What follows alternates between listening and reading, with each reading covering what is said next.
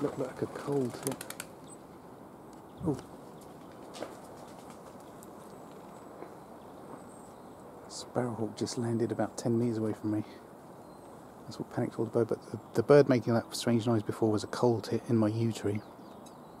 Then a sparrowhawk just landed in that walnut tree about 10 metres away, but it's gone.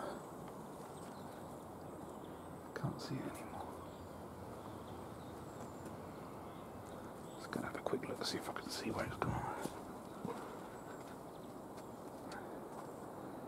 No, it's gone into the next street.